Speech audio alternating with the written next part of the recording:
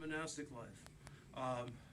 All the holy fathers and mothers, the monks and the nuns, those who lived in large monasteries, those who lived in skeets, those who lived in solitaries and hermitages and in caves and who knows where, all over, in the mountains, in the deserts, in the forests.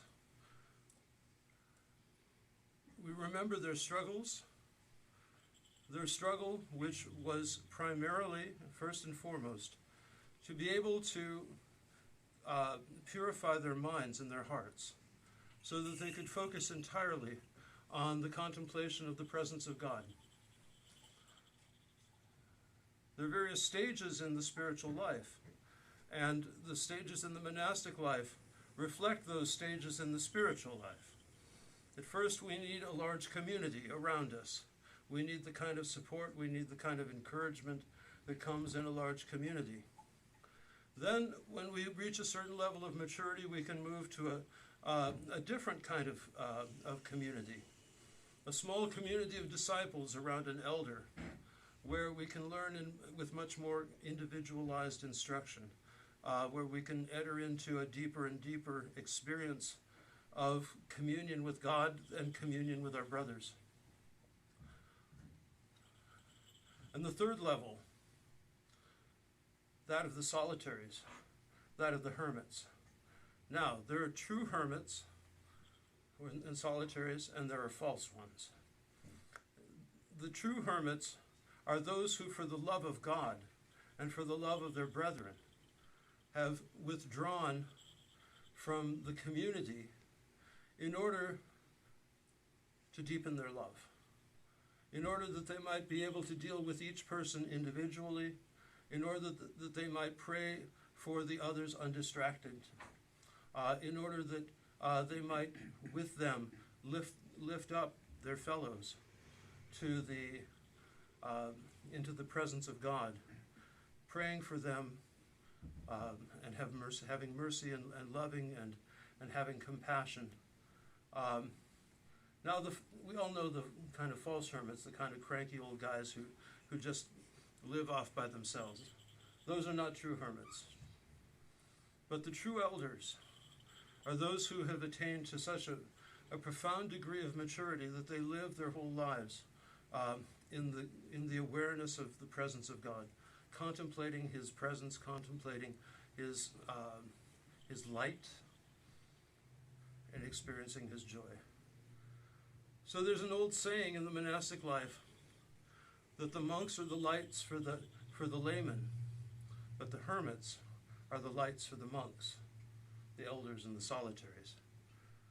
So as lay people, we go to monasteries to be inspired, to be maybe to go to confession, maybe to find a spiritual father, maybe an elder there, who can speak a word to us and tell us what we need to hear when we need to hear it.